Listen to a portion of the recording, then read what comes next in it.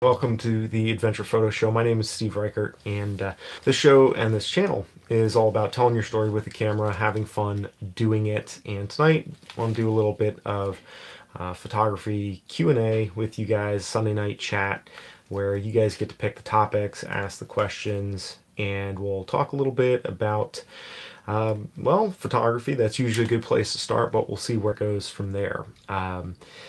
Before we get into anything, I would like to ask you, if you haven't done so already, if you hadn't had a chance to, check out the latest movie that I posted. It's called The Wind River Project, and it is a short documentary that I helped to create. It's been a project that's been in the works for quite a while. And, as is the case with YouTube, a lot of times if you don't have an enormous audience, you can put years of work into a project.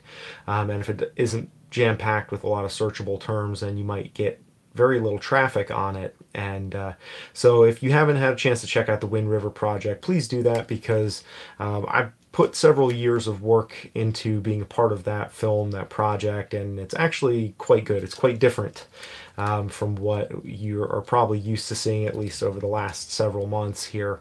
It's actual documentary adventure film that I hope to be a part of, and so want to be able to do more of that. But I also want to make sure that it adds a little context to what what I do with the cameras here when I just do these talking head videos, so that a little bit of perspective on my side, kind of where I'm coming from. Anyways, good evening, everybody. Glad to see everybody here. I saw King Yuzi there. Peter was first. Peter's my instigator. He kind of conned me into getting the XE3, so I will be eternally grateful for that, unless it breaks or something bad happens to it. And then still playing with a couple of different cameras. I haven't really made anything new for the last, hey, good evening, Daniel. Good to see you here as well. And I saw Ed in there and Jason as well, too. So we got, wow, I'm surprised. This is kind of filling up quick. Good. Yeah, so I haven't made anything new over the last couple of days, at least not camera-wise. Last week, being honest, I've been really slammed with school. So my first week back, I'm teaching a lot more than I was last semester, and I am taking about the same level of classes. So my workload has increased exponentially, and on Wednesday I'm taking my entrance exam into the nursing program. So that has been kind of on my mind a lot. I basically have been shut in all weekend. I left once to get coffee and walk around the sporting goods store locally here in town. But the rest of the time I've just been shut in my room, and I've been studying a whole bunch of really boring review stuff about math and English and science, because I got to pass that to get into the nursing program. So pretty much everything that I've done up till this point will not be worth very much if I don't ace that exam. Kind of competitive getting into the nursing program that I'm working on. But I haven't forgotten.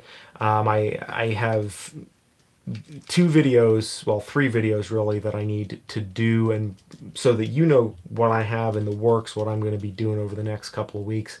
One of the things, probably one of the first things I want to do, because this is not my camera and I need to be able to send it back. Matt from Washington sent me this Olympus EM10 Mark II, and a lens for it as well, the 20mm f1.7. And I've just dabbled very little bit with it. The other night, Matt sent me a message on Twitter and said, yeah, check out this article I found. Apparently this camera has what's called like live composite shooting mode, which enables you to do like long exposure star trail shots. And basically it takes a series of images and then like composites them, kind of what it sounds like. And I was kind of blown away, because that's one more thing that is punching way above its weight for this camera. And I'm actually kind of excited to play with this, but I want to make sure that I get past that test first. And thank you, Ed. I appreciate that's a very nice thing of you to say. So I will, but I want to get past that test before I fully accept any kind of endorsements of my intelligence, or before I start really pushing forward into recording anything new and start to edit anything new, because I still have a whole bunch of stuff that I'm still working on, like more actual films similar to the Wind River project that are going to be seen by like 150 people, being realistic, because all of the stuff that I've put, and this is just kind of a minor gripe that I have with YouTube, is that, most of the things, and actually this is probably my fault too, because of the way that I've structured my channel, rather than making more videos that are what I want to be known for, or what I really have my heart invested in, which are like the Wind River project or some of my documentaries, and just making my channel all about that. I've structured my channel, or skewed it more towards the search terms that have brought me more traffic, but have brought me many views. So it's a challenge. It's something that I've had to work with. But I have a whole bunch of documentary and short films that I've made that are in the queue that I have to edit. But then I still have a review that I need to do of this Olympus EM10 Mark II. I'm going to have to say that a few times before it gets in my head. And then I have a couple more too that I'm going to do with the XE3, and the two that I have left to do with the XE3, I want to do a video review, just about the video, the autofocus specifically I'm curious about, as well as like 4K versus the 1080, and also just playing with it in terms of the different film simulations, because I really do like, that's one of the things that I do love about the Fuji cameras with their video side, is the film simulations are really nice. It's nice to be able to kind of bake that in right from the get-go, and leaves you without the ability to grade anything heavily, but at the same time it also leaves you without the need to grade anything heavily for the most part, and that's pretty cool. Good evening, Andrew, from all the way from Bangkok, tuning in tonight. Awesome, super cool.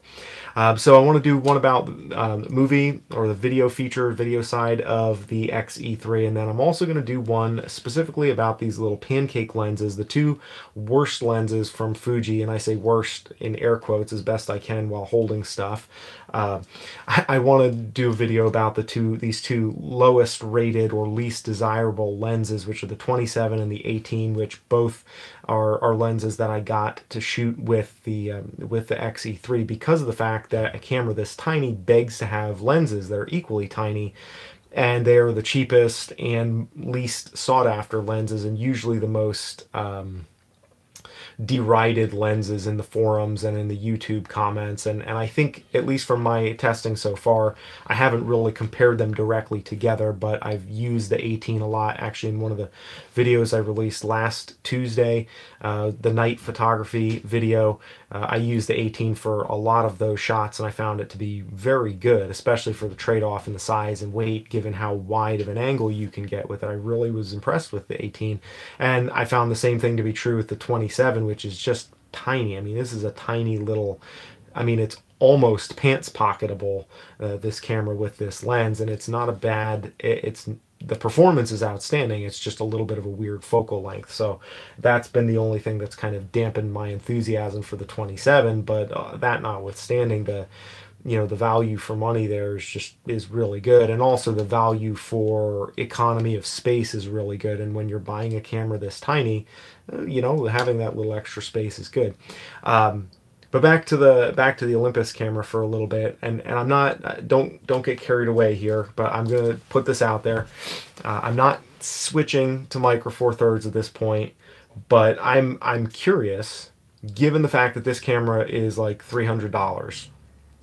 If you get like a brand new, like really nice one on eBay, not brand new, because I don't know if they're still making these, but the amount of features that are in this, I'm really curious to see how this can stack up with the XE3, because the amount of features that this camera has for a $300 camera, again, there are certain things, of course, that the XE3 has that it doesn't, but I've also, one of the things that has happened since I've gone back to school, especially since the new year has started, is I've become kind of obsessed with getting my financial situation in order, which my financial situation it could be worse. I suspect it's probably no worse than a lot of people, because most people that I know are living with a certain amount of debt, and especially having a kid and going back to school and all. But I'll be honest, the gear acquisition syndrome has definitely taken a toll on me, and there's a certain element where you can kick that can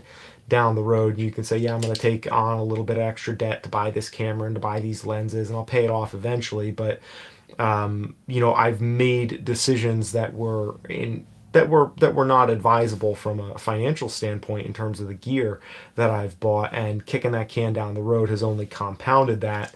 So there is a certain, all that to say, I'm curious to see if I can get close enough results with a $300 camera, then I might I wouldn't be buying another camera. I would be foregoing, and unfortunately, at least for the time being, I would have to say goodbye to the XE3. Although I'm probably not going to do that, but I'm curious. I'm leaving the door open. It is a possibility. Basically, what I'm saying is I would be downgrading from technical specifications and stuff like that. So, and well, yeah, Tomislav, that's kind of the reason why I want to get this out of the way now. That's one of the reasons why I'm going back to school.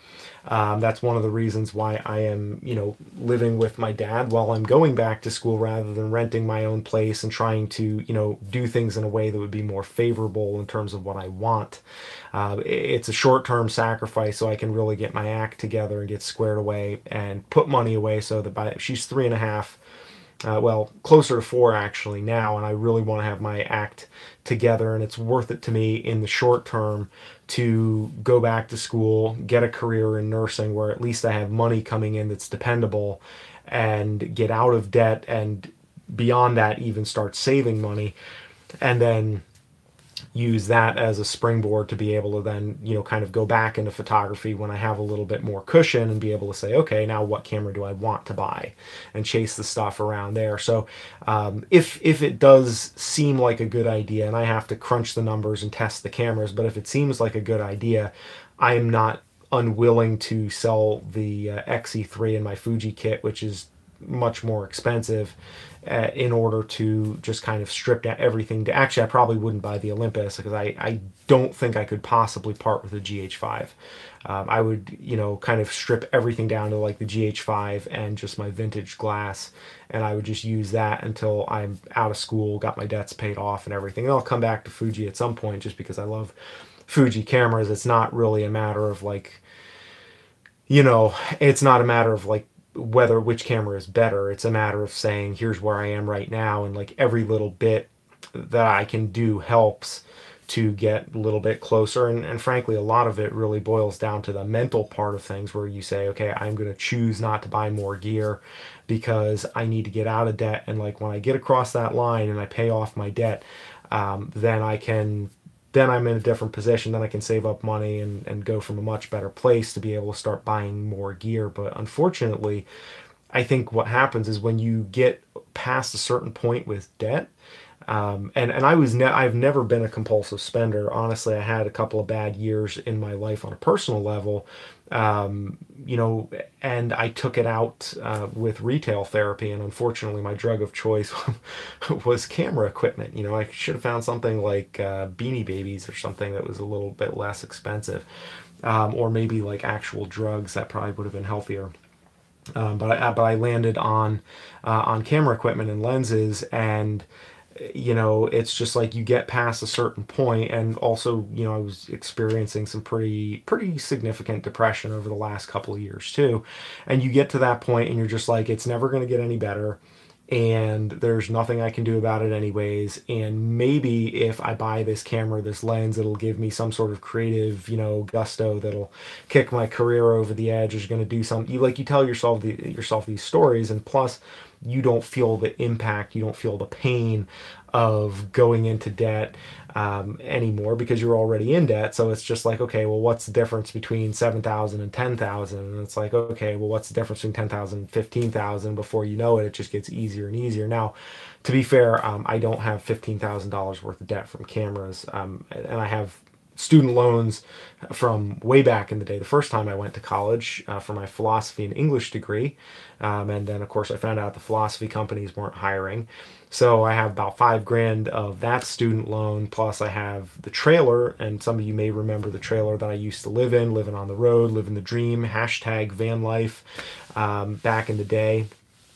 And so kind of having done that, and then also a new vehicle that happened, not a new vehicle but a new for me vehicle that happened when we were out on the road, and the vehicle that I just paid off, I just paid that vehicle off, and then it got totaled and had to kind of start all over buying a different vehicle. So a lot of that stuff happened to me, but there was also a lot of decisions that I made in there, and I'm getting a lot of good comments. Good to see you, Christopher from Seattle.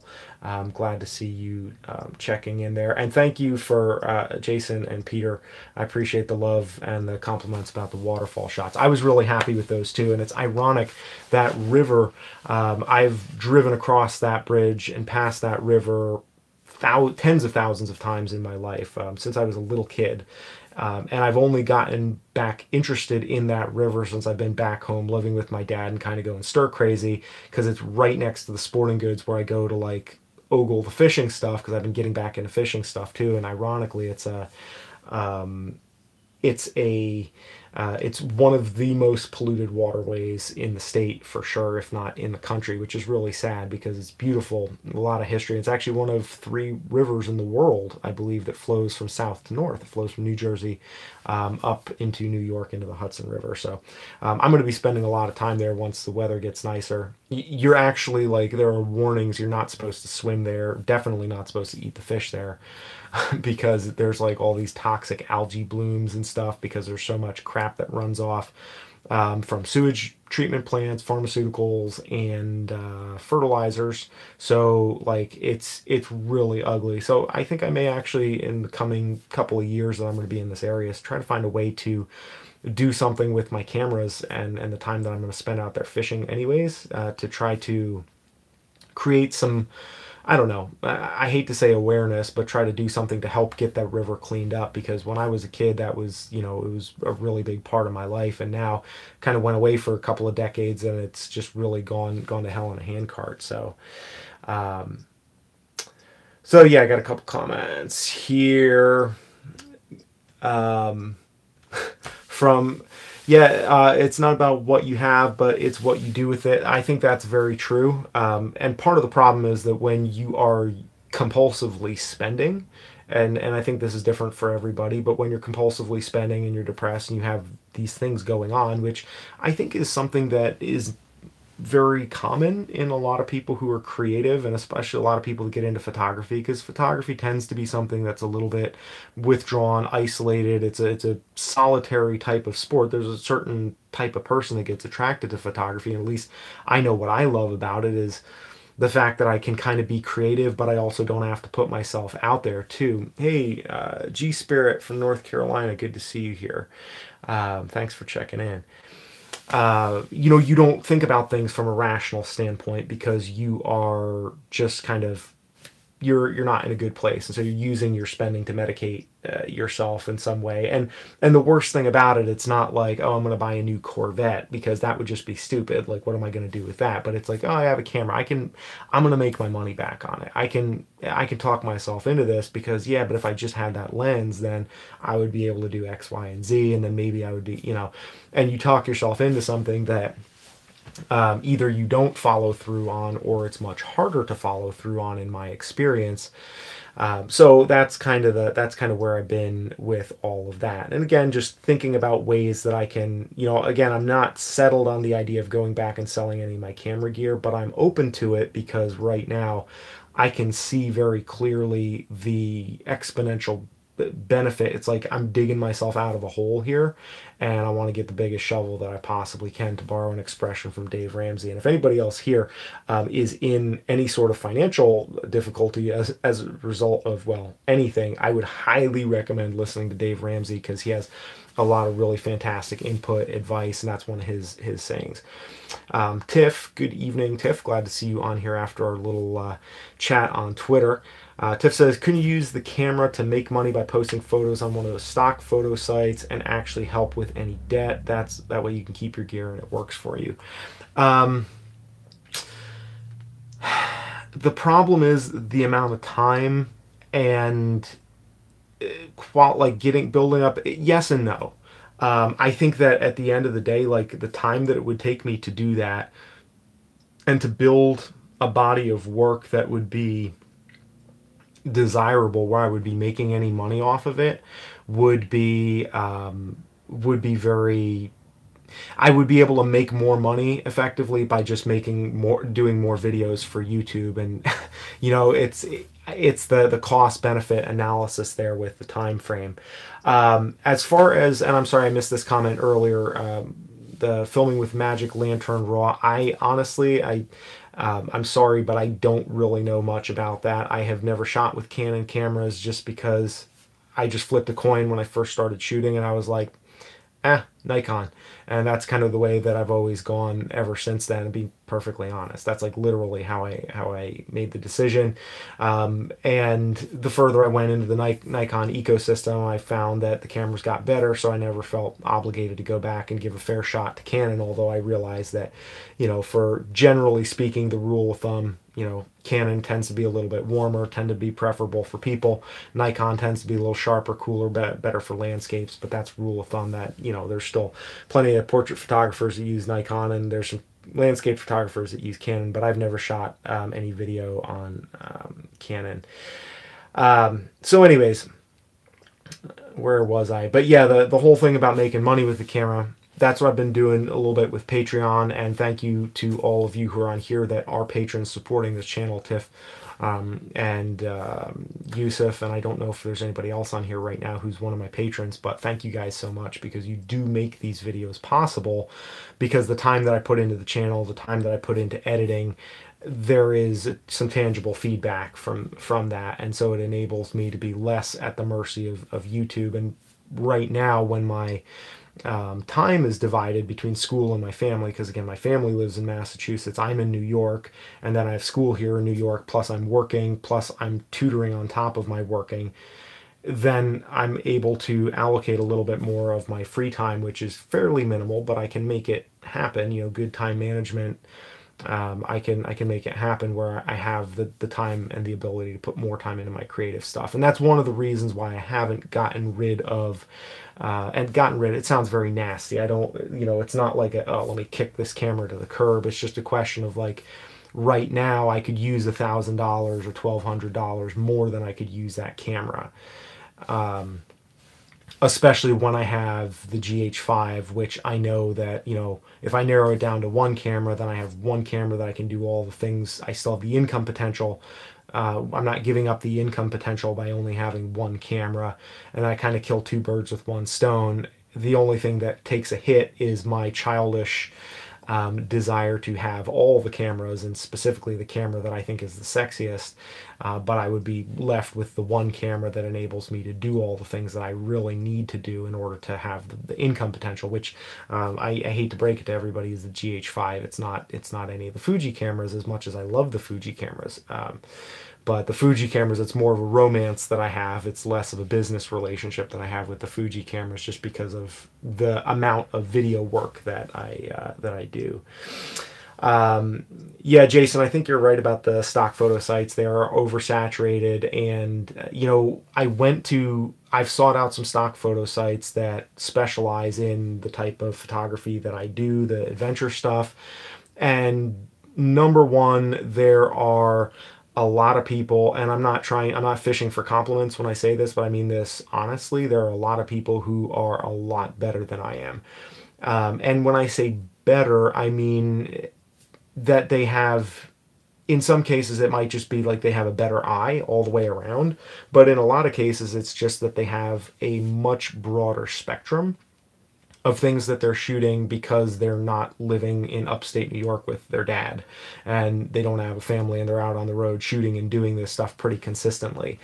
And so, as luck would have it, the time when I was living in that type of lifestyle, I was still developing my skills, and then I kind of got to the point where my skills developed, and I didn't really get over that hump in order for that to pay off.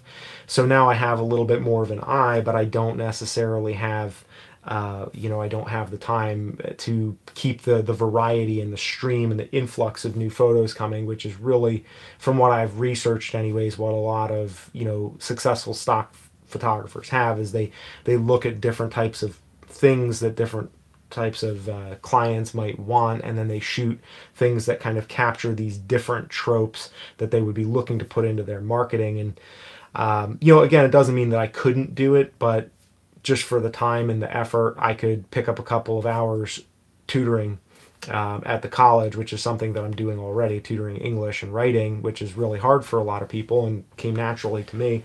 I could pick up a couple hours tutoring, and then that way it's like that's money in the bank, and I don't have to worry about it. I don't have to, make special accommodations on taxes and write crap off. It's just very straightforward. It's like, yeah, I'm just picking up a couple extra hours and done deal. So, yeah, that's kind of like, and I know that this may be silly or somewhat elitist, but the way that I look at it is that if I'm going to do anything creatively for money, there has to be a threshold to where it's like it's worth it. I'm not going to put time into nickel and diming stuff, into small income, small payoff stuff with the camera. And this is just like psychologically the way that I view it. It's not because I think I'm too good or because anything else. It's because, I mean, honestly, I want to make sure that whatever I'm putting my time into, that I'm getting the maximum return financially. So that's part of the reason why I'm going back to school for nursing, is because I know that the time that I'm putting into study. Oh, Rika, good to see you here. Oh, we're going to be talking about Bitcoin in a second. Don't get me started. I got a lot to say about Bitcoin.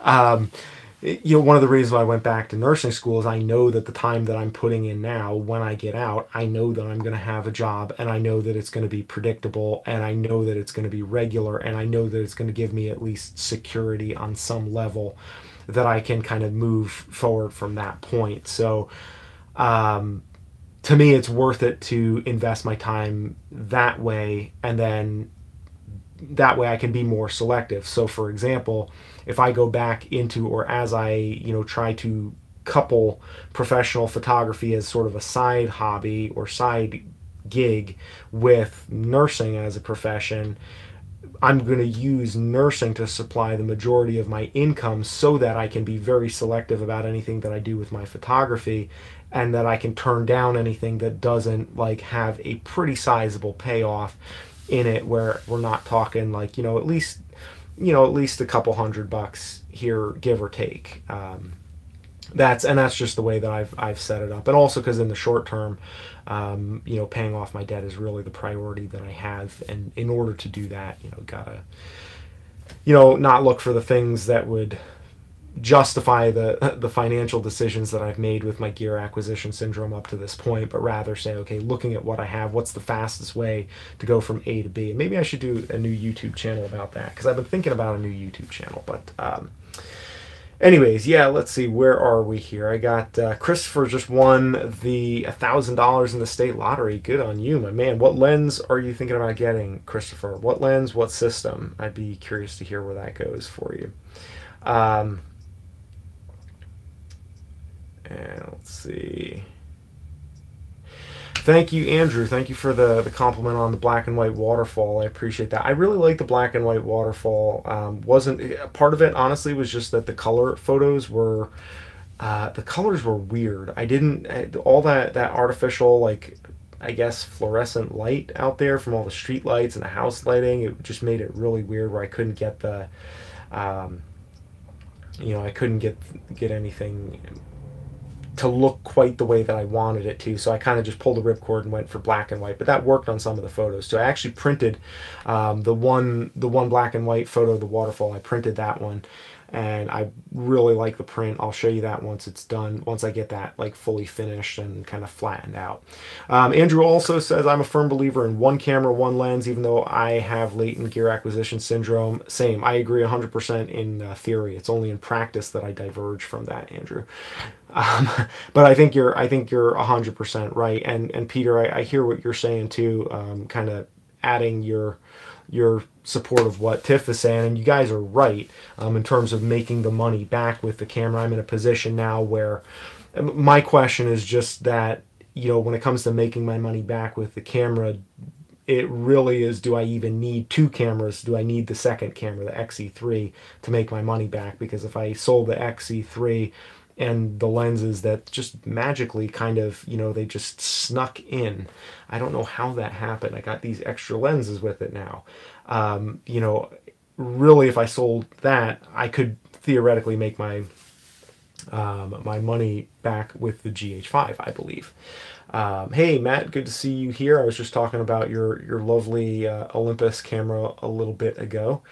So I'm a little bit behind in the comments, guys, so bear with me here. I'm going to get, I'm going to get to as much of this as possible. And if I miss anybody or anything, just, chime in and remind me. I'm sorry. It's nothing personal. I'm not like ignoring anyone. So Rika asked me how I feel about Bitcoin. That is yeah, I'm very interested in it. Personally, I think that Bitcoin is a great idea. I think that Bitcoin is, and this is just a very brief summary. You can riff on this, and we can go further in the conversation as you guys are interested. But I think that Bitcoin is ultimately MySpace, and I think that the altcoins are going to wind up really taking the ball across the into the end zone. I think it's going to be the other coins that are going to really do that. Now, I don't think that means that Bitcoin is going to completely go the way of the buffalo with MySpace, but I don't think that it's, the idea that it's going to continue growing and that it's going to really be a currency, because the way I see it from what I have studied, I think that it definitely ushered in some new things, and it opened the door for some new things, and I think that it's going to have some value in the future, but I don't think that it is going to be the entirety of what cryptocurrencies, and it really isn't a currency as such, or at least not yet. It's more of an asset. It's more like gold, where, if you have gold, that's great, but at the same time, it's not like everyone is using gold to go down to Amazon and buy a camera lens, right? In terms of its evolution, my opinion is that the evolution is already happening in other places, and there are some things that have happened or not happened with, the whole fork into Bitcoin Cash, and what was supposed to be a soft fork had to turn into a hard fork, and where they invented the whole different, or made, and again, I'm not a developer, I'm not a software guy, so any gross errors and ignorance, please forgive anybody who is or knows more than I do about this stuff, but just this is from my research, because I've been pretty interested in it of late. And I am going to get back to the camera questions in a second. Uh, but there's been a lot of drama, like you're saying there, Wes. There's been a lot of drama surrounding the split between Bitcoin and Bitcoin Cash. And while Bitcoin Cash seems to be a superior product in terms of what it can do, transaction times and transaction fees, those are all really good. But because it kind of has the same branding as Bitcoin, people are like, what's this Bitcoin? This isn't the Bitcoin that I heard about. The Bitcoin that I heard about is the one that's like, went to $20,000. I don't want this poor man's Bitcoin. I want the Bitcoin that's gonna, go to the moon and gonna make me a millionaire, so I can drive my Lambo on the moon and over the weekend. And that's the sentiment that created a lot of the growth within Bitcoin. And I think some of it was actually legitimate organic growth, and we've seen everything kind of correct. It went up to 20, and then that bubble of people who were just looking to get rich quick, they kind of got up there, and then they started selling their shares off because they made their couple $1,000s, and then everybody saw other people starting to sell, and the other people that just kind of got in as a get rich quick thing, then they started to sell, and then everybody started to sell, and everybody starts selling off, and then it kind of goes back down, and now it's leveled out. Good evening, Sven. And it's kind of leveled off around 11, 12 grand, somewhere in that neighborhood, and that's all well and good. But I think that what's happened also is a lot of people, they've gotten in and they've looked at Bitcoin, and that's made them curious to study up on all the other currencies and say, wait a minute, how I didn't know there was like 1,300 other currencies and change that are out there. What is it that they do, and why are they around? Then you start studying up a little bit, and when you look at the currencies, like, which again, it's not really a currency, but for lack of a better term, like Ethereum particularly, and you look at what I have been looking at, is I look at the people and the teams, and I look at the people and the teams and the organizations that are using that platform, or that system, for lack of a better term, because I'm not an engineer, but I look at the people that are involved in the higher levels and see, are these people serious? Are they credible? Are they putting results out there? And like the guys behind Ethereum and the people behind Ethereum and all the stuff, like, it seems to be a very versatile platform that a lot of people are building new things off of and they interact with, and it has some pretty serious legs. But I think that if you look anywhere within like the top 15 cryptocurrencies, you can see that each one of these altcoins, they're alternatives to Bitcoin. People who are diehard Bitcoin people, they hate anything that's not Bitcoin, as I understand it, because and I get it, there's a very, idealistic libertarian attachment to Bitcoin, which I fully appreciate and endorse. But at the end of the day, being realistic, it's not like the banks were going to give up if we just all stuck to Bitcoin and didn't use any of the other altcoins. Like, Bitcoin wasn't the savior of humanity from the banking system.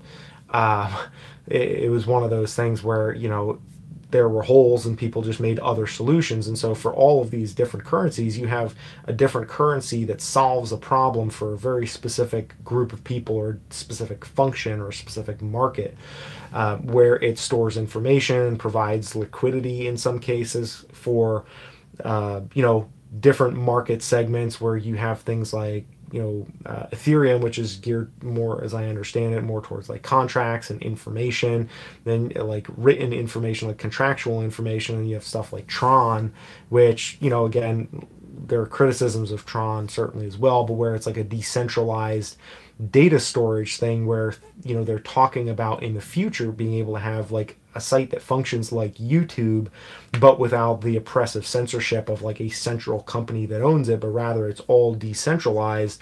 And so like Tron is one currency, or one cryptographic ecosystem, if that's the right way to put it, that serves that need specifically.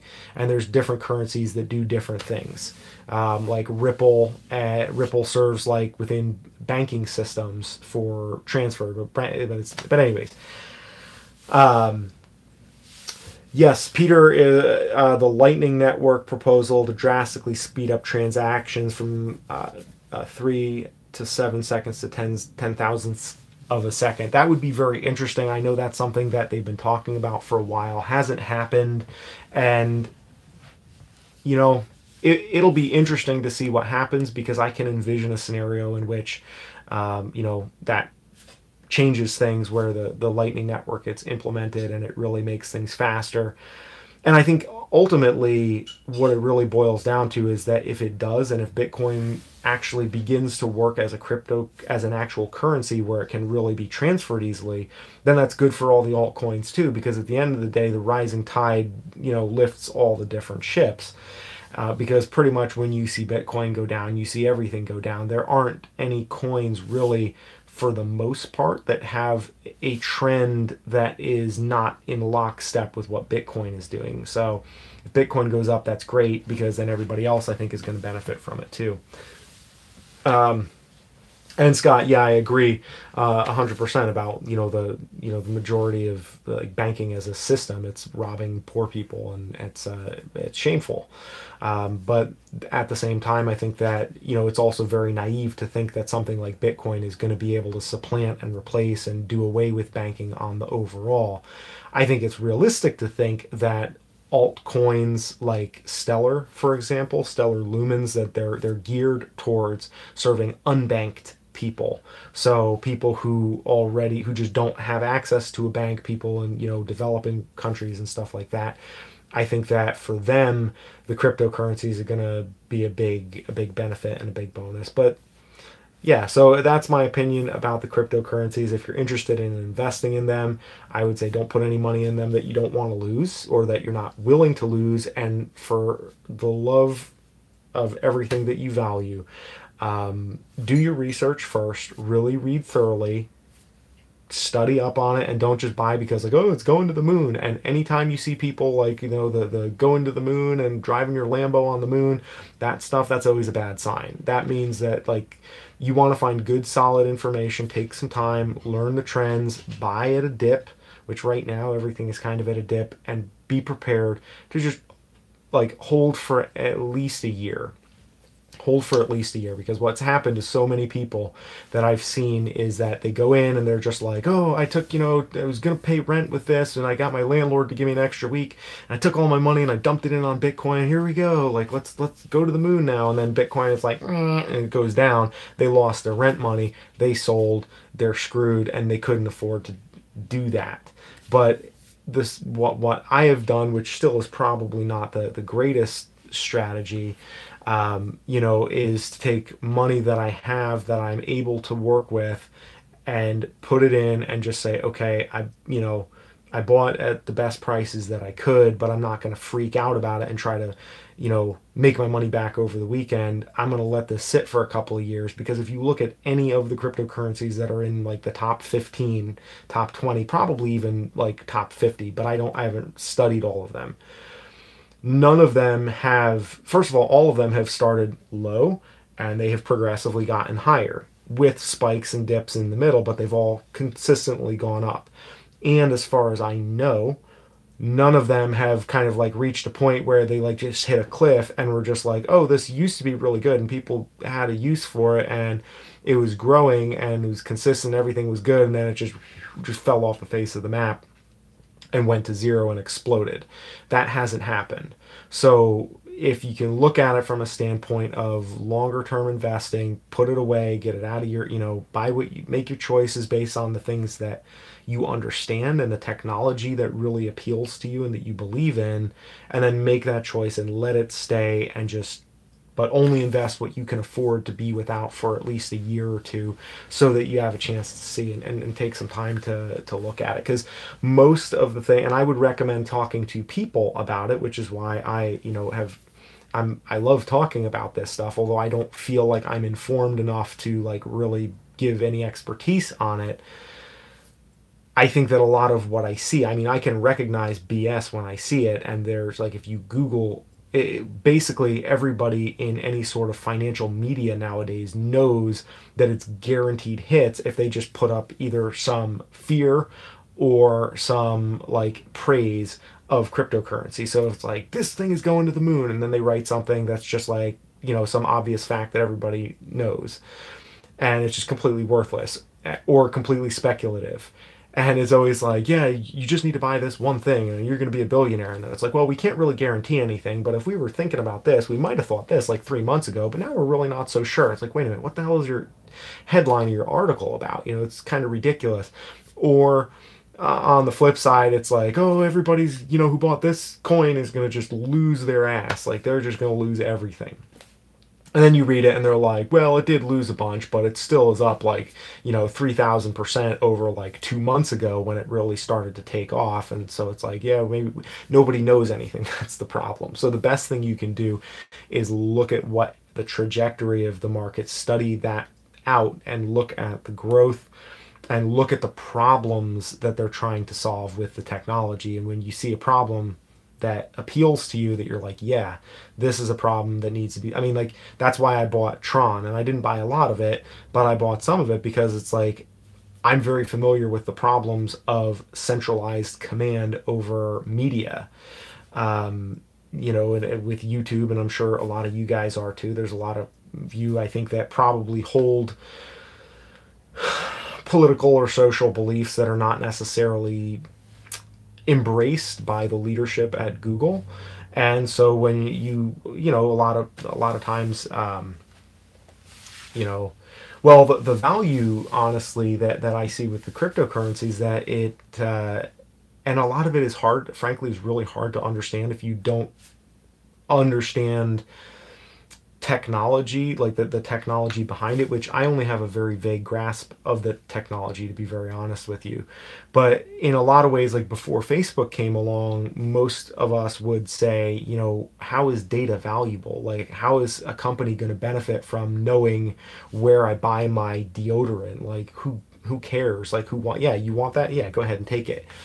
But then, as you see the model built out around that, and it starts to take shape further down the road. And I think that's what's going on with blockchain, is where they can decentralize stuff. It makes it faster, and potentially it creates more space for people to play in a different way. And who knows what's going to happen?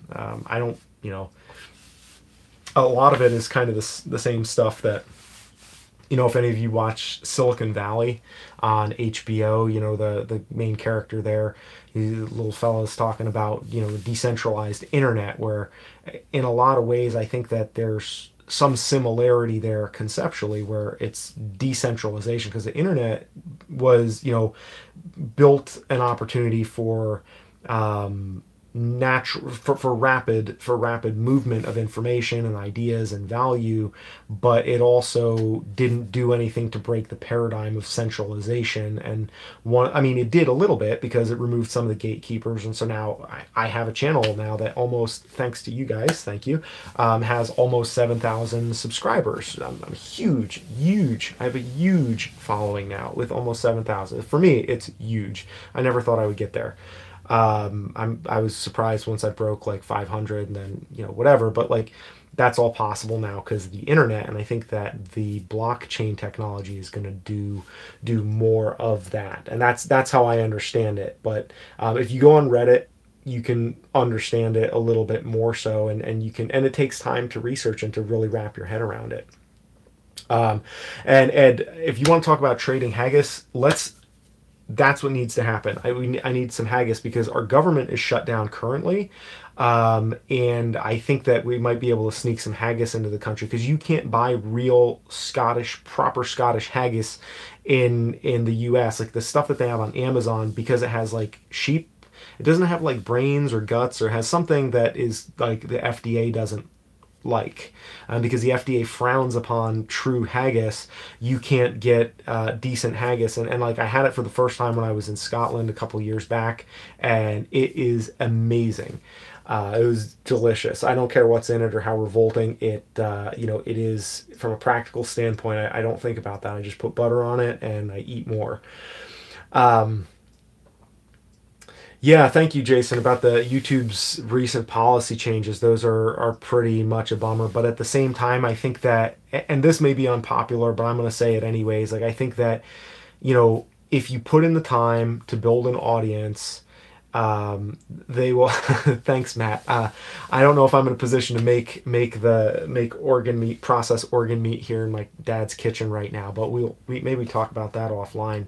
That would be an interest. I would actually like to get the recipe for it if somebody has experience and insight in making haggis.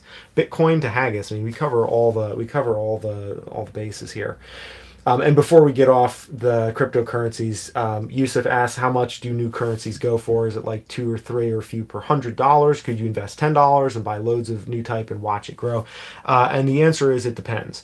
So there are about 300 different currencies, and if you like download like Coin Market Cap, or just like any of the market apps, you can find basically it's a list of all the different, they're like 1,300 currencies, and they all go for different, it's like much like stocks where they have a different value that's assigned, that they are selling for. It's a value that they're trading for on different exchanges in different parts of the world.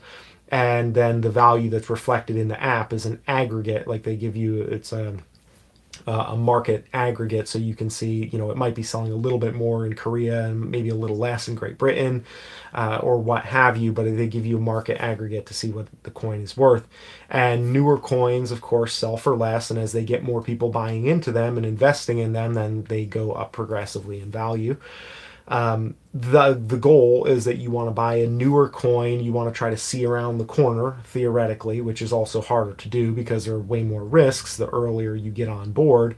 But you get on board before everyone else does, and you buy it for like fractions of a penny, and then you put $10 into that, and you may have like 1,000 tokens or whatever for $10, or something like that. And then when that same currency goes up to like 50 cents a token, then you have like 50 grand, if my math is correct, which it may or may not be, but you have a lot more money than when you started because you own that many tokens and they've increased in value. So the idea is to try to spot a winner and you jump on it and go with it. And different currencies are designed with different end goals in mind.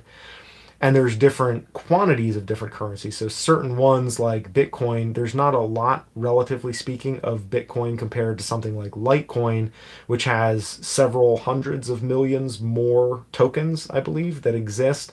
So that if so that it's not meant to get as inflated or as large chunks of value. It's not designed to go up to $30,000, whereas Bitcoin, because of the way that it was engineered, it can accommodate that, whereas others, they're designed with different functions. And it's just like, if you were inventing money or a currency, you'd want to have $20 bills, $10 bills, $1 bills, and quarters. There's different ones that you can get for different values, and again, just because something is really cheap doesn't mean that it's going to grow, doesn't mean that it's going to blow up. But if you can find something that's still up and coming, that's a good idea, that's had some success, and again, I always like to look at the team of people that are involved, and what sort of connections those people have, their work ethic, their competence, their general seriousness. Whether they're a lot of fluff, and in some cases you're still taking a calculated, well, you are in all cases taking a calculated risk, but yeah. So there's that. About the YouTube policies, yeah, the recent YouTube policies are difficult. I think that, it is irritating. If I were a creator who fit into that ballpark, I would be pissed. But at the same time, like, if you're under 1,000 subscribers and you have under 4,000 minutes of watch time, it's unlikely that you're going to be making anything anyways. And so what YouTube wants to do, and again, it's the idea that YouTube would just kind of act so unilaterally, and that they can just do whatever the hell they want, and you just have to live with it. I think that's the most offensive thing about it. But at the end of the day, like, what they want to do is they want to encourage people to, they're trying to shake people out. Basically, they want to make space for more data, and they want to get rid of people who are not, from their side of things, pulling their weight. And they figure, if you're just kind of jerking around with your channel and you're not putting in enough effort to get that kind of subscribership, and you're not posting enough, because even if you have a fairly small channel, if you post fairly consistently and you're following some general principles and like some basic structural principles about, having a YouTube channel, you'll start to grow, at least to the point where like 4,000 a month is not a lot. I mean, without breaking a sweat, I'm over 50,000 a month in terms of like the watch time, or maybe that's the views. I always forget which one it is, but like and I'm not a big analytics geek. I don't really, I can tell when I have a video that's doing good, and that's great. And I like, if I don't, then whatever, I'll just make another one because I'm making more videos, because this is just something that I do. But, and I guess that's kind of my point, is that even as somebody without a huge amount of professional intent on the YouTube side, I've been able to gain enough traction by following fairly basic principles of, having some content that is reasonably search oriented so that people can find you, putting at least some effort into consistency in the style of the videos, making videos that parallel. When you get one that works, then you make others that play off of that, because you've hit on something. Releasing consistent content that is of a reasonably consistent caliber, and also, yeah, just posting consistently, and like thumbnails and stuff like that, trying to make thumbnails consistent, and so on. So I think there's a number of different things that folks could do. And hey, Eastside J, thank you for the congratulations on the completion of the Wind River project. That was a long and arduous task, both in the act of climbing and in the act of bringing it to bear, which, I had. It was the first time I've ever done a collaborative project where I was, only one of the people on the climbing team and only one of the people on the creative team. And I can honestly say that it's beautiful. I'm very happy with the way that it turned out, and I will absolutely never again do a collaborative creative project. Never. Um, but yes, thank you. I really do appreciate the love, and it was worth it. It was worth it in the end, but I learned a lot of really good things from it. Um, am I thinking of doing any more diabetes related content? Yes and no. And I am going to go and answer the question from earlier about the Sony A6300. I forget who asked me that. Somebody asked me what I thought about the Sony, and I didn't answer that, and I promise I will if you're still around. And even if you're not, I'll still answer it because I like expressing myself. Diabetes related content, yes and no. So it depends on what you mean by diabetes related content. I am still working on the Banting's Ghost documentary project, which is definitely focused on diabetes and access to insulin. Those films take a lot longer to videos. I might sound pretentious. It's not a film. There's no film involved anywhere in that. It's all video. Those videos take a lot longer to produce. And so, that's not going to be the mainstay of this channel, but I definitely am going to continue working on that project as I have time and the ability. In terms of like vlogging and doing more casual stuff about diabetes, it's just it's hard. It's hard to do that. And thank you, Andrew. I appreciate that. It was.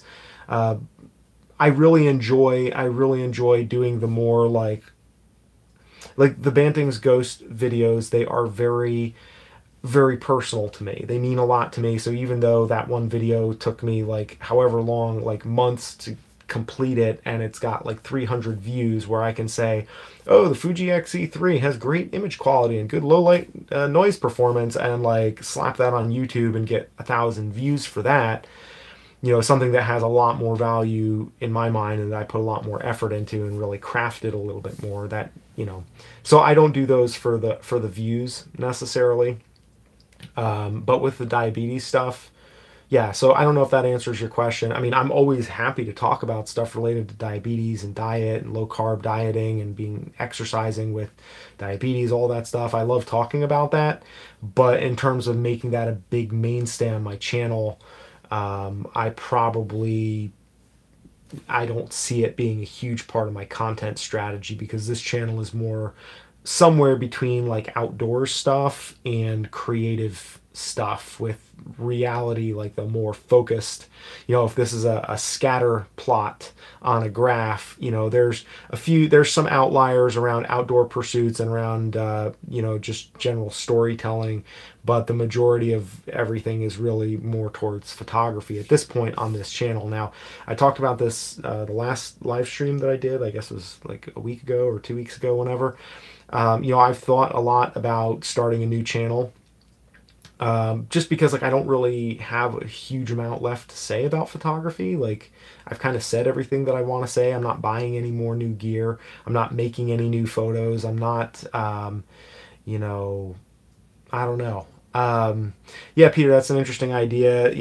How to make money with a YouTube channel. I feel a little bit like a hypocrite doing that because, frankly, most of the money that, like, so for example, my Patreon support, and I have some of you here are patrons that are watching this, and it may be different for you guys. The majority of the people who are supporting me on Patreon, as I understand it, are not necessarily from the YouTube side, which makes it a little weird because I'm making videos that ultimately do go on my YouTube channel, the documentaries, but most because like I have this isolation between my Facebook people, my Instagram people, and my YouTube people. And so like I have people who from my YouTube community, um, from my YouTube community that support me on Patreon because they like my YouTube videos. But then I have people from like my Facebook that are more on the diabetes side and the advocacy side of things.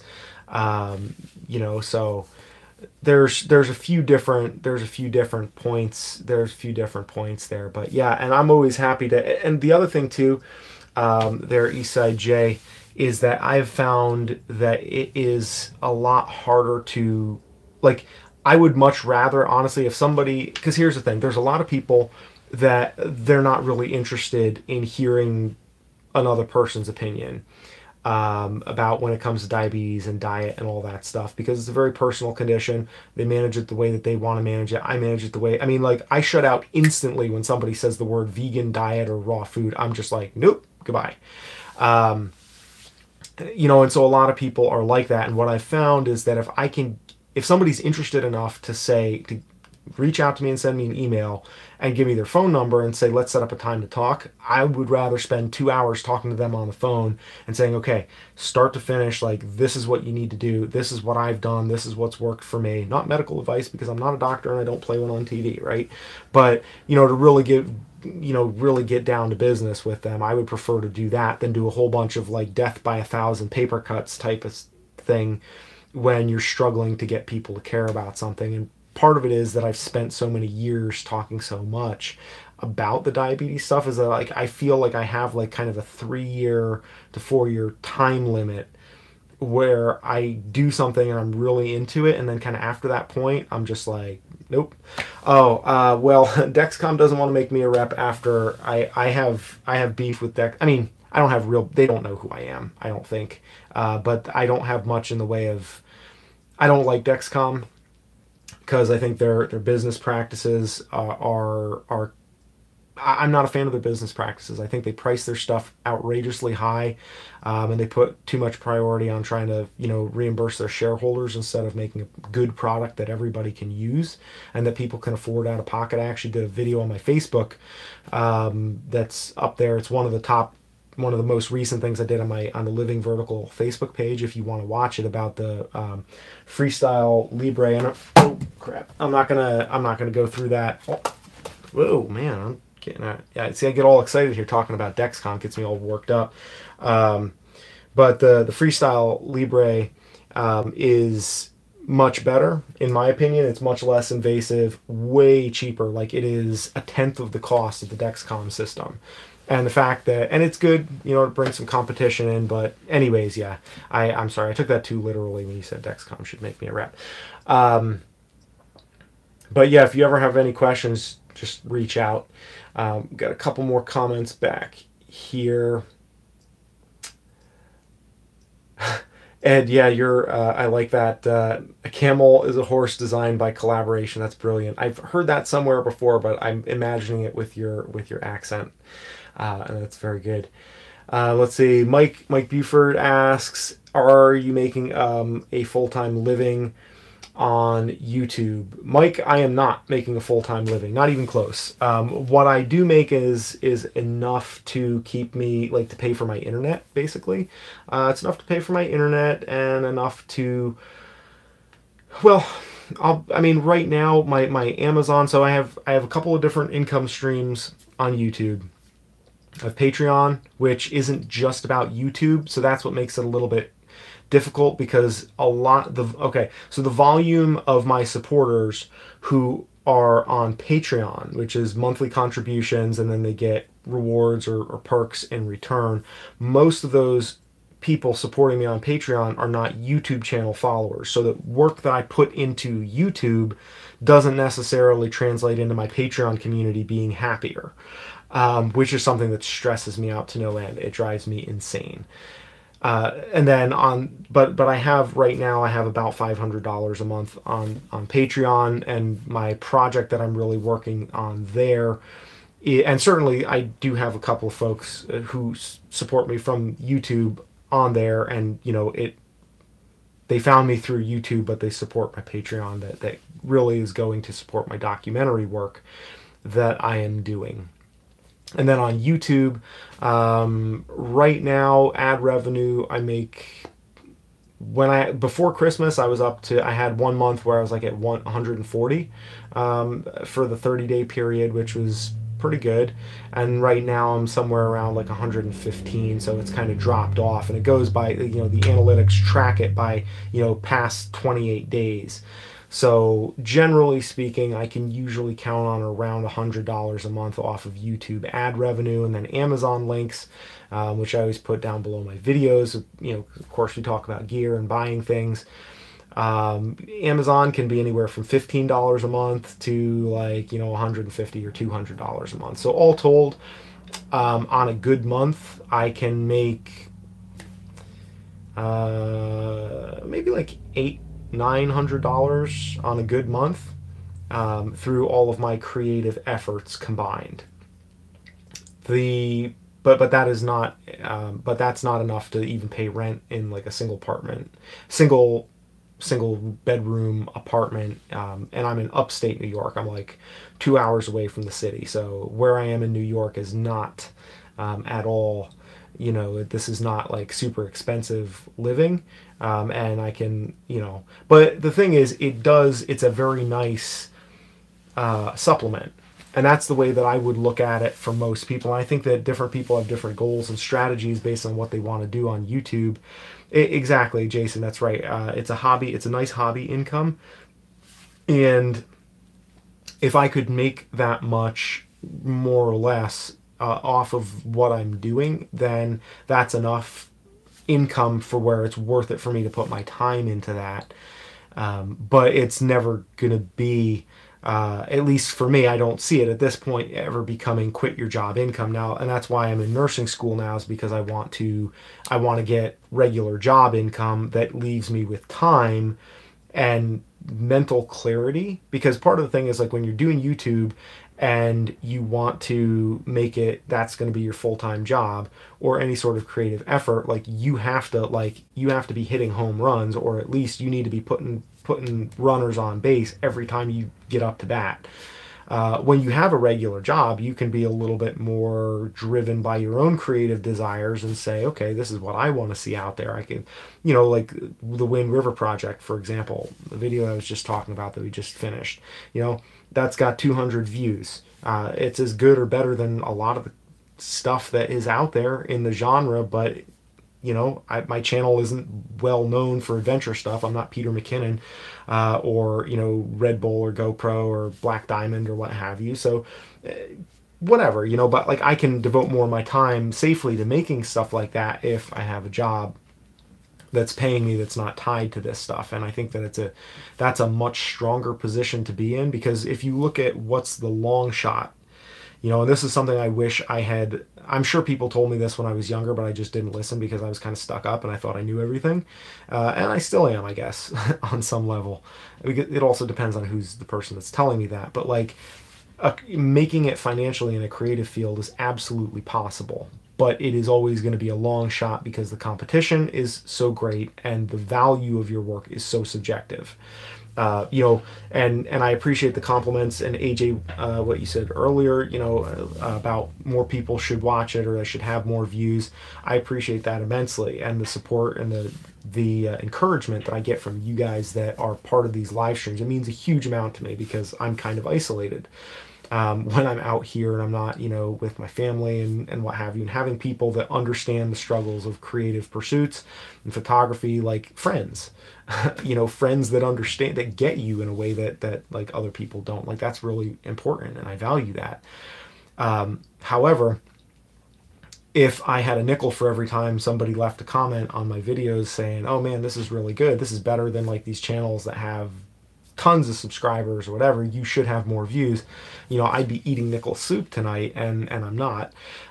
And so at the end of the day, you can do everything right, or you can do just about everything right, and little things, either things that you don't know about or things that you just can't change, like timing. So for example, if I had gotten onto YouTube, maybe in 2012 when I first started filmmaking, instead of like looking down my nose at YouTube because it was all just a bunch of stupid cat videos, which at the time it kind of was, but if I had seen around that corner and said, you know what, this is the next thing, I'm going to go and do all my stuff on there, I could be in a very different position right now.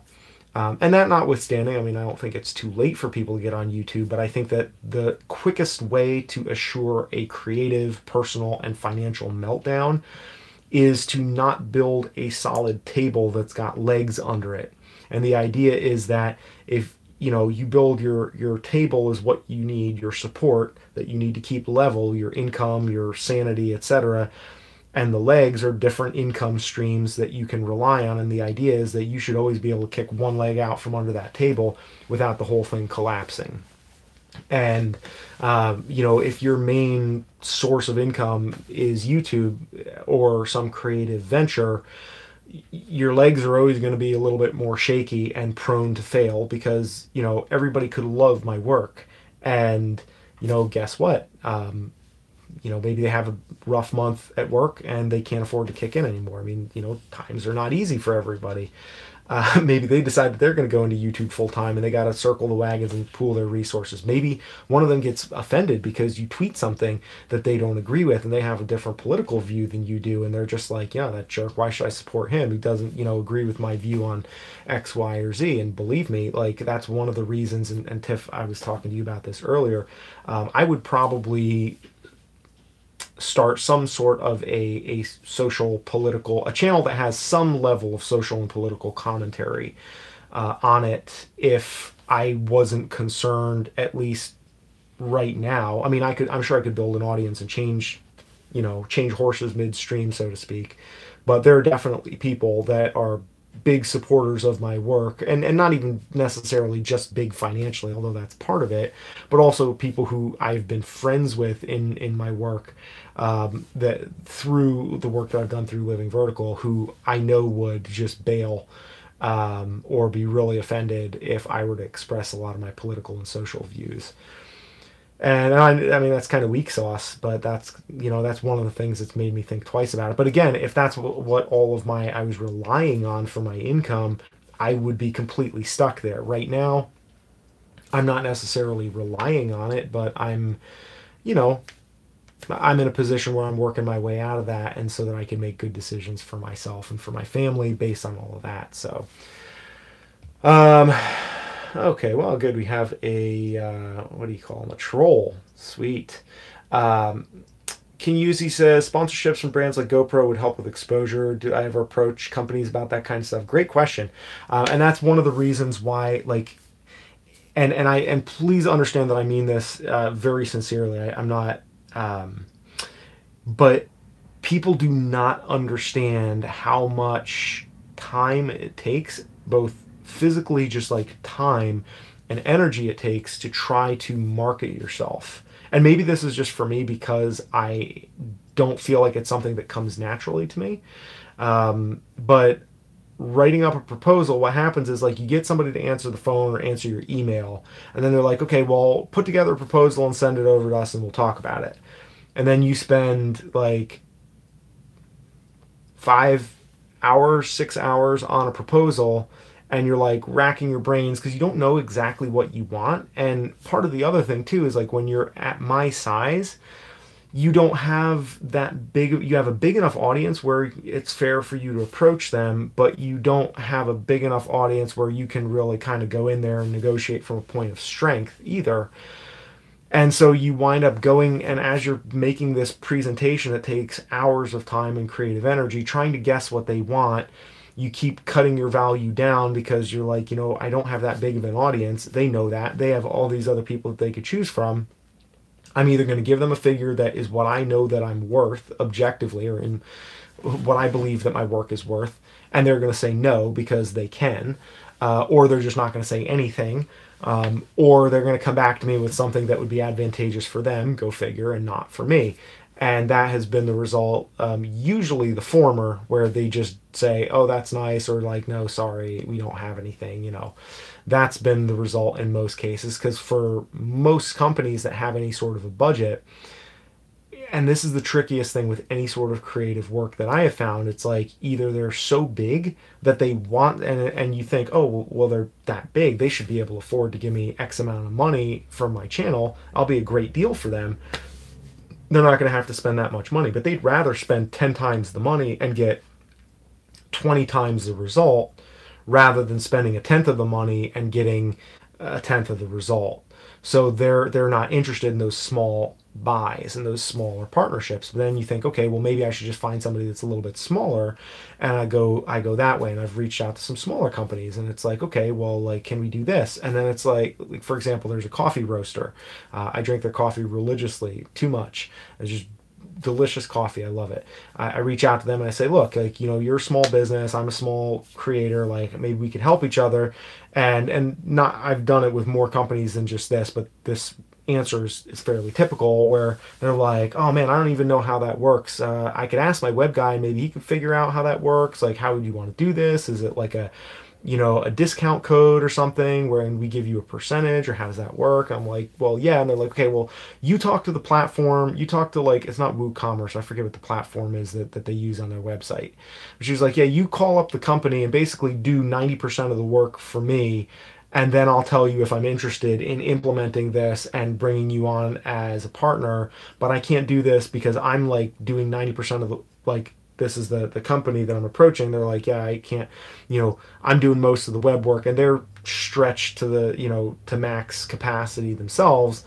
And here comes somebody else that's like, kind of a lateral equivalency. It's not like somebody's coming to reach down and say, oh yeah, let me pick you up out of the gutter and like bring your brand like huge national visibility.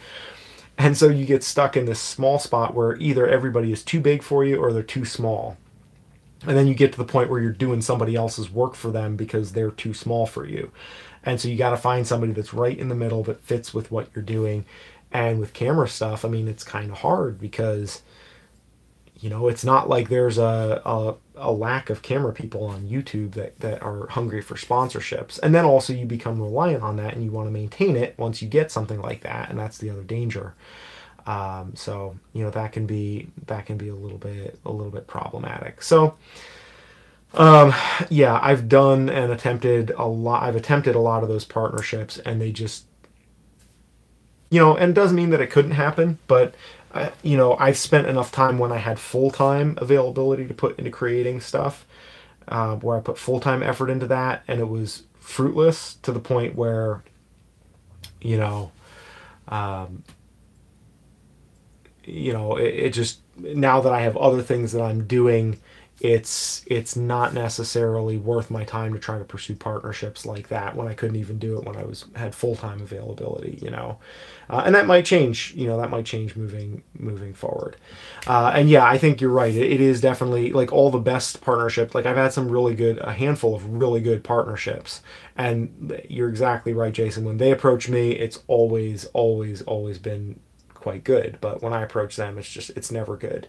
And that's one of the reasons why I went to nursing and instead of this, why I'm moving away from this as a full-time career, because I want to be able to go to a bank and get a mortgage and say, this is how much I can guarantee you that I'm going to have this much every month, not go to a bank and say, well, some months I'm going to have like 20 times that, but this month, sorry guys.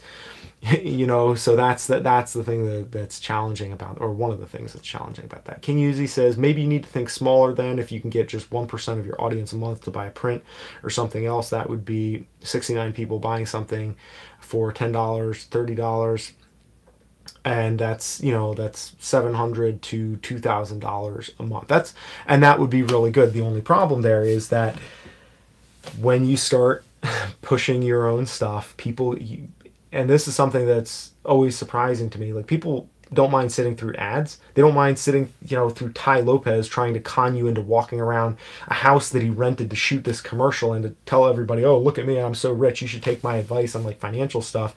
I'm better than you are, but like, hey, it's okay, I'll be your buddy if you just like buy my gimmicky marketing masterclass crap. Like people will sit through that and they'll be totally okay with it. But if you say, hey, like support this channel, would you mind like, buying something? And everybody's like, oh, like, you're a self promoter and like shill, and so people give you a hard time with it. And, you know, I also feel like, I don't know, and I'm not good at selling. That's the other part of things, is like, I'm really not good at selling, because I think about it and I say, I watch a lot of YouTube channels, but whose prints do I buy? Do I go out there and buy? And so it's hard for me to put myself in a position and sell honestly to somebody if it's not something that I would buy for myself, you know. And I do have to get better with the merch, but I also have to, being perfectly honest, I have to make a decision about some things in my channel and the direction that I'm going to go. And I alluded to this in some of my live streams, previously, that like I don't know if I'm going to continue my channel being strictly like camera focused. In other words, like the videos that I'm always going to use cameras because I like making videos and I like being outside. So kind of the being outside with the camera, that's always going to be something in my life. But instead of having the camera facing me, I'm looking to kind of change it to where I'm doing things that involve being outside and using a camera to go and shoot more stuff and really, and so I have to figure out what the product would be there that I'm asking people to invest in, that I'm selling to people. And right now, the only product that I have that really makes sense for me, that I can wrap my head around enough to say this is important, this is good, is what I'm doing with Patreon. And I do, as you know, that I give prints to my patrons several times a year. There's printed work. There's there's the photo zines for my patrons that I do, as well as like digital work. So I do digital copies of the zine as well, so you can see that stuff even if you're not contributing at a high enough level to get the printed copy. Photo book, which is what I'm working on right now for my patrons. So, I definitely.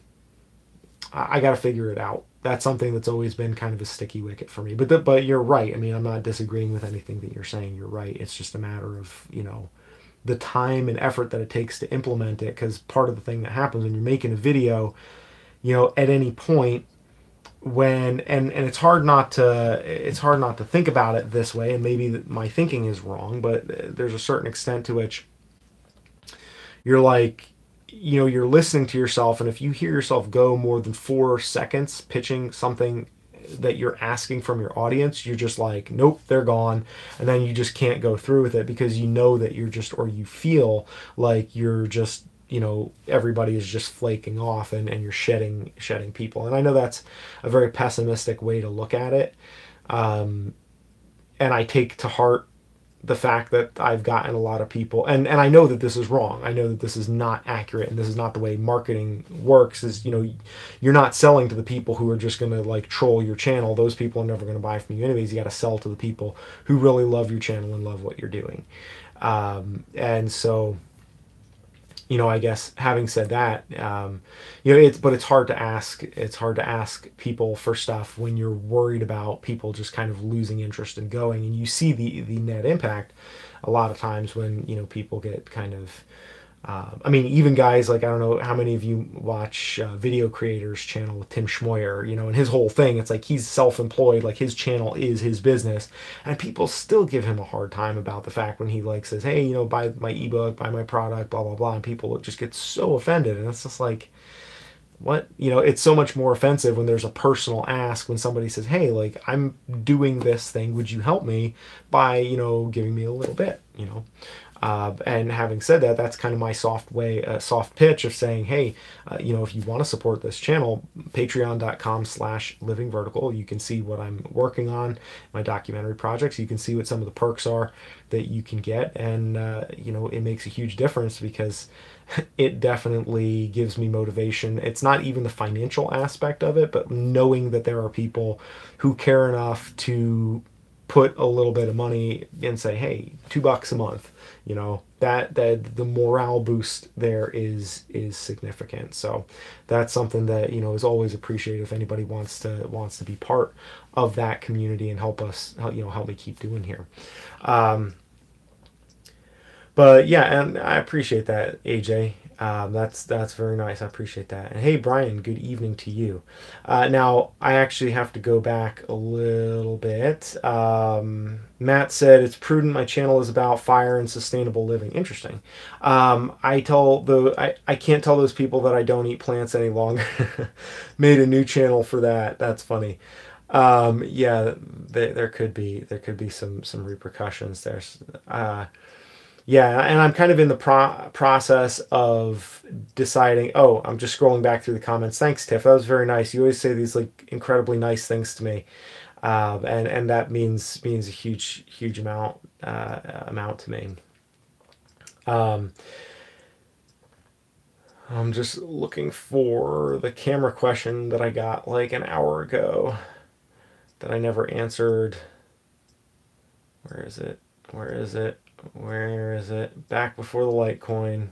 I knew I shouldn't have got. I knew once I got on the Litecoin, I knew that was going to be it.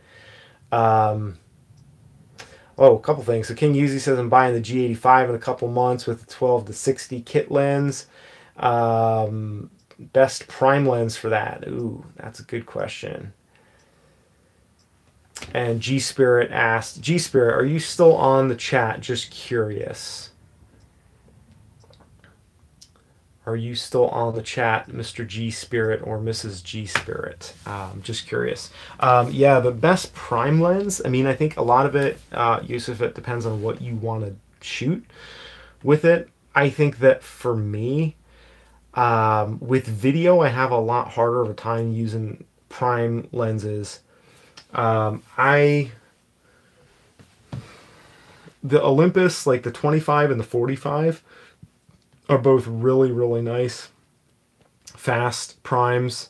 Then the 45, the Olympus 45 1.8 prime, tiny, super light, sharp as a tack, just fantastic. Yeah, that's a really good one. The other alternative might be like one of those .09 or those 0.95 aperture portrait lenses. Those could be of some use to you as well. But I haven't shot with those, and they're only manual focus. I believe they're Metacon is the name, but I haven't used those. But for video, that 12 to 60 is going to be pretty nice. I'm really keen to see what you do with that. I think the G85 is like the G85 is kind of comparable.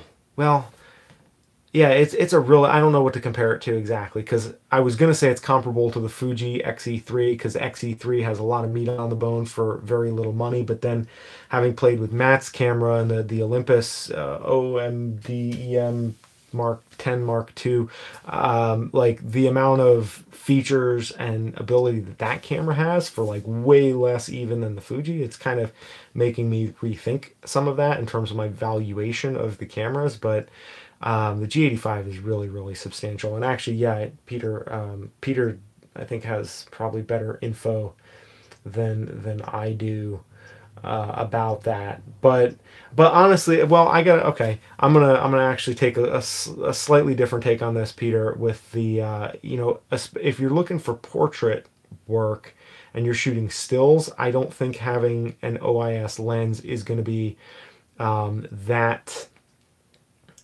consequential unless you're shooting in really low light. I would say that having the in-body image stabilization makes such a big difference. I mean, even video, I can get away with video using an unstabilized lens. I mean, I've shot a lot with the vintage lenses, of course, that are completely unstabilized, and some of the other primes. So I would say if you're just shooting stills, I personally wouldn't worry so much about the stabilization unless you want to use the prime lens for handheld video as well. And in that case, then that's a little bit different story. But I think it's surmountable. You just have to be a little more attentive. Whereas you get used to when you have a stabilized lens and you're shooting handheld with the IBIS, between the dual, the dual IS that comes out of that, you just kind of whip it around and you're able to, you know, you kind of get used to doing that, and you have to kind of check yourself a little bit with, when you go to an unstabilized lens.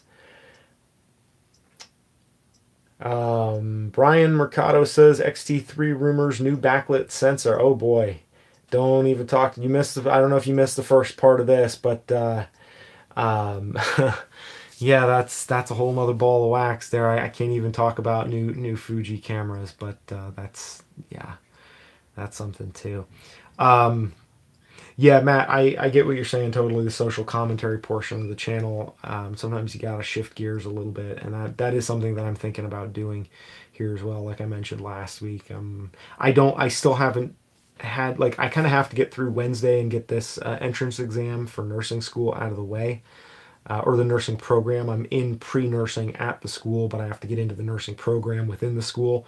That's going to be determined by my grade on the test that I take this Wednesday. And so once I get past that, I'm hoping I have a little bit more mental computational power to make some decisions about whether I would want to start a new channel, which I don't want to start a new channel, but I would like to, but I want to make content that's different than a lot of what I'm doing right now, that shifts gears a little bit.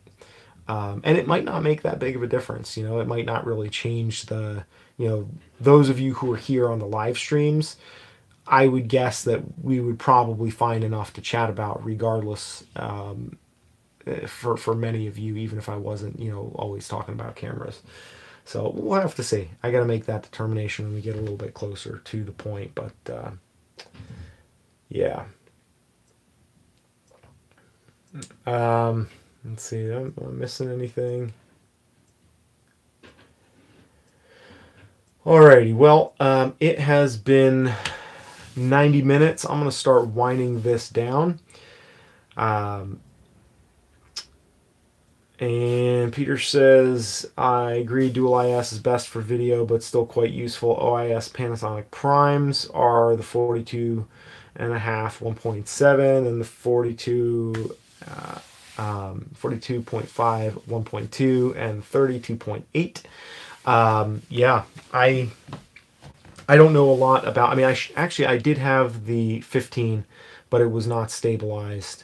So I'm assuming, yeah, I don't know anything about the stabilized prime lenses. So yeah, I mean, I think a lot of that comes down to dollars for donuts, though, because I know the Olympus Prime, when I got it, one of the reasons why I got it was because it was like just around $200 for it, and the Panasonic, if I remember correctly, was somewhere like 500 and change. So it was less than half of the price of the Panasonic. So I opted for the Olympus, and I was happy for the money that I spent. But depending on how you're going to use it, how frequently you're going to use it, and how frequently you're going to be doing portraits, specifically in a low light context, which I believe, Peter, that you do a decent amount of that. That could certainly, I could see that making the dual IS more valuable. Eastside J, thank you. Check out my other videos and shoot me a message at some point if you want to talk about diabetes stuff in terms of questions. Always happy to chat about that. All right, guys, I'm going to wrap this up here. If you're not subscribed to this channel already, I would love it if you subscribe so that you get updated when I make more videos and stay connected with what I'm doing. And we spent enough time talking tonight about being able to support oneself as a YouTube creator. Patreon is definitely part of that for me. And if you're interested, even kicking in like a couple bucks a month, literally like $2 a month, but you still would get access to videos, documentary videos that I'm making. You get that ahead of time, as well as like a digital copy of the photo zine that I make twice a year for my patrons. You get wallpapers that I shoot every month, which was King Yuzi's idea. And thank you, King Yuzi and Tiff, and anybody else here who I may not have recognized who is a patron. I don't think I recognized or have seen anyone else in here tonight who's a patron besides Tiff and King Yuzi. Check out patreon.com/livingvertical. I would be really stoked. It's a huge morale booster, honestly, when people are into it and vote with their dollars. That means really does mean a huge amount. So I look forward to this week. I'm going to be keeping my head down, doing some studying, but then I have more stuff, lots more good stuff in the queue. But I probably will see you all again either next Friday, or actually let's figure next Sunday is what it's going to be. Probably next Sunday. Oh, don't get me started on t-shirts. I have a whole box full of t-shirts. They cost a lot of money and they don't move. That's the problem. But maybe we'll see. Yeah, the problem is, like, everybody wants to buy like a medium, and then you have like somebody comes along and is like, oh, well, I want extra small. And then it's just like, oh, hell, well, now I have to go order like 50 extra small t-shirts, and you have a whole box full of extra small print on demand. Oh, the photo challenges are still on hold. I'm going to get back to doing those when I have a little bit more. I got to kind of get past this next week or so, and then once I get through this week, I'm going to start putting a content plan into. I'm going to start really refining a content plan, because here's the thing. I have a handful of video projects that still need to be edited from last year that I've shot, and I also have a handful of like review-y stuff that I need to do for the XE3 and for the Olympus. So what I want to do is kind of get that stuff out of the way before I start doing new things. Otherwise, it's just never going to get done. So, but yeah, good ideas, guys. I really appreciate your suggestions. I I know that, like, when somebody, I've tried a lot of different things, so when somebody makes a suggestion, I'm like, yeah, been there, done that, tried that. But that doesn't mean that your suggestion isn't a good one. It doesn't even mean that it might not come around and work for me again at some point in the future. But I have tried a lot of things, and right now I'm doing what I'm doing because I'm trying to basically create enough space where my head's above water so that I can take a breath and try something new. The problem is right now I can't add new things. I'm just, with everything that I have going on, literally, I don't have a lot of time to be able to add new things or to be doing new things. It's all I can do to just do like one video a week and a live stream and even post on social media. And so I want to kind of get a little bit of breathing room there and just kind of get into the semester and get a rhythm before I start doing new things. So yeah, everything in good time. And I appreciate you guys being super patient. I appreciate the good ideas. I know that every time I come here with a problem, I always get a lot of really good ideas. And I hope that, I will be able to implement those in the future, and also that maybe somebody else watching this gets some benefit out of that too, because you guys are a good think tank. So really appreciate it. See you guys, and yeah, we'll check you out on the next episode here of the Adventure Photo Show. Got definitely a decent amount more stuff in the works, and if you have any other questions, comments, anything like that, just drop that below, and we'll get to it on the next go around. All right, guys, have a good week. We'll see you. Good night.